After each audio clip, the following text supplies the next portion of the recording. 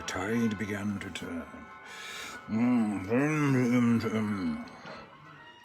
He was troubled too, so troubled that he actually asked for my advice.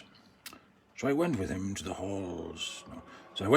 his halls in the Blue Mountains, and I listened to his long tale. I soon understood that his heart was hot with brooding on his wrongs and the loss of the treasure of his forefathers. Who wouldn't be? And burdened too with the duty of revenge upon Smog that he had inherited. Dwarves take such duties very seriously. I promised to help him if I could. I was as eager as he was to see the end of Smog, but Thorin, for all plans of battle and war, was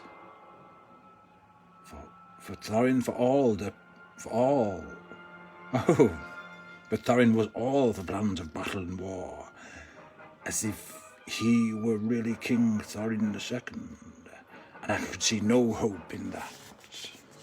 So I left him and went off to the Shire and picked up the threads of news. It was a strange business. I did no more than follow the lead of chance and made many mistakes on the way.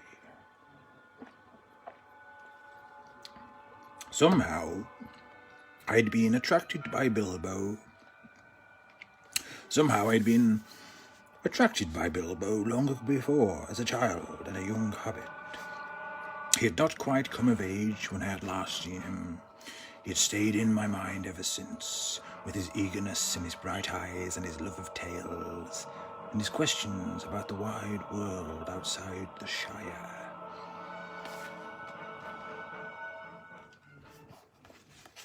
Outside the Shire. As soon as I entered the Shire, I heard news of him. He was getting talked about, it seemed. Both his parents had died early for Shire folk, at about 80, and he had never married. He was already growing a bit queer, they said, and went off for days by himself. He could be seen talking to strangers, even dwarves.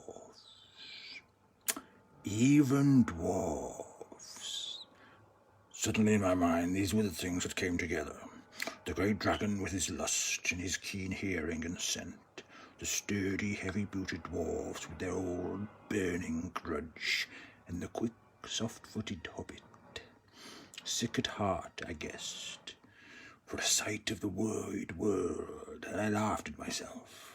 But I went off at once to have a look at Bilbo, to see what 20 years had done to him, and whether he was as promising as gossip seemed to make out.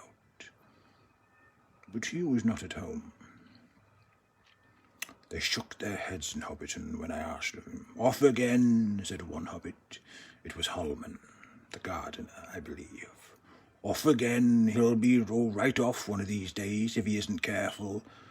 Why, I asked him where he was going and when he would be back.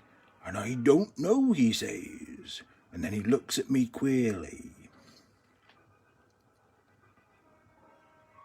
It depends if I meet any, Holman, he says.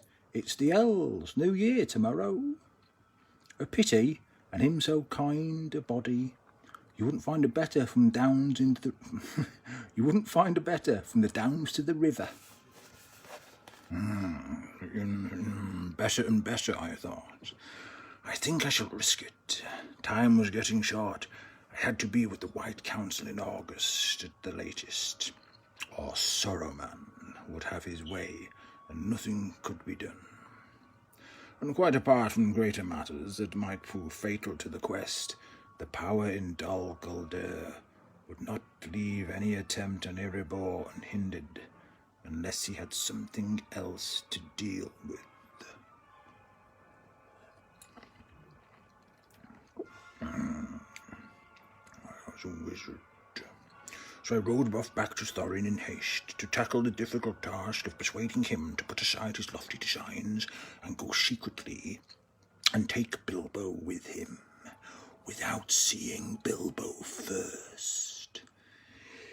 It was a mistake, and nearly proved disastrous, for Bilbo had changed, of course.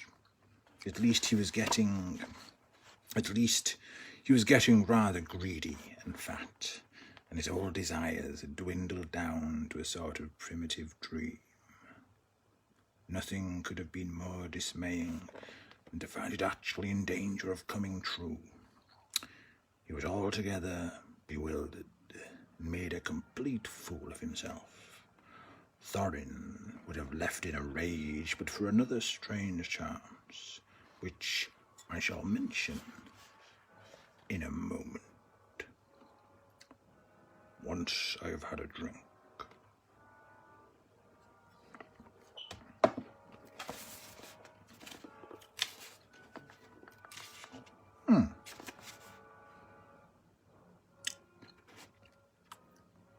So in for another time, I think.